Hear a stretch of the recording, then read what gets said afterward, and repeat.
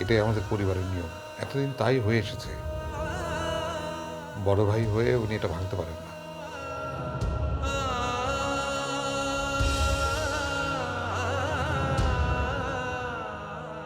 আমি নিজে কবে কোটি টাকা কোথায় খরচ করেছি সব লিখে রেখেছি, সব হিসাব আমার কাছে আছে। সংসারের ভালো মন্দের দিকটা তো সবাইকে দেখতে হবে, তাই না?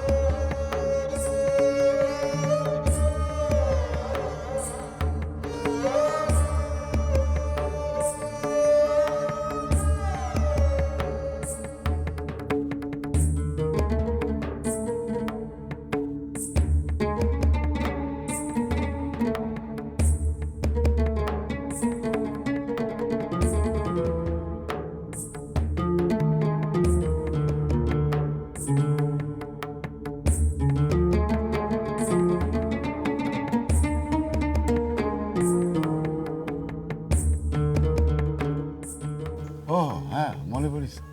না না, আমি মনে করে ঠিকই জুনুর নামে ঠেলা বেঁধে দিয়েছি, সাথে সাথে ওই ছেলেগুলোর নামও ঢেলা বেঁধেছি। আর মনে মনে বলেছি ওরা যা চায় তাই যেন হয়। কোথায় যাবে ওরা? কোনো বিপদে পড়লি কোথায় আশ্রয় নেবে? খোদা মালো। আরে ওই ছেলেগুলি, ওই যারা দেশের জন্য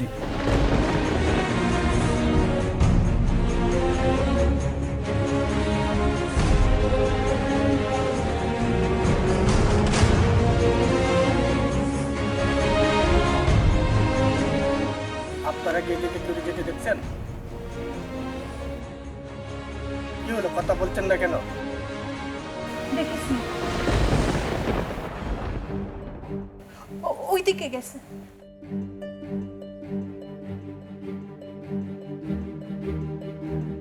তোমরা কে ভাই? আমরা বিপ্লবী।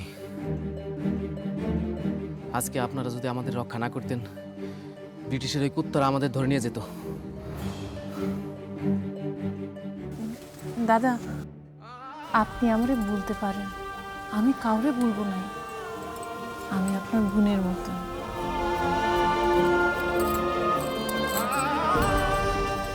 দাদা,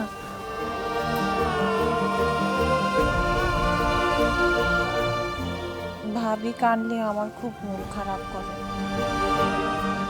আমি বুঝি তোমার ভাবিরে খুব কষ্ট দিই।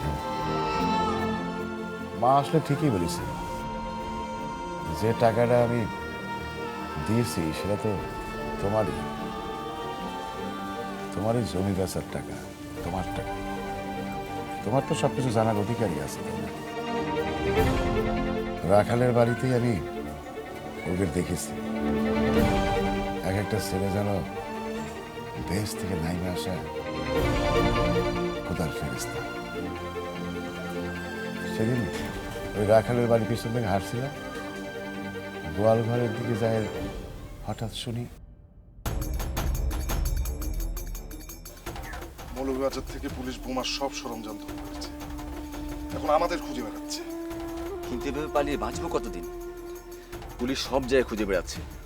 সেই সমস্যা তো ব্রিটিশদের নিয়ে নয়, আসল ভয় হলো এদেশের মির্জাফরদের নিয়ে।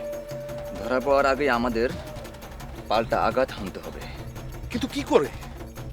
পুলিশ অমৃতলালকে ধরে ফেলেছে, দীনেশ চন্দ্রশেখর সারদাচরণকে ধরে নিয়ে গেছে। কিন্তু কলকাতা থেকে বহু দূরে আমরা, এখানে কি বা করার আছে আমাদের?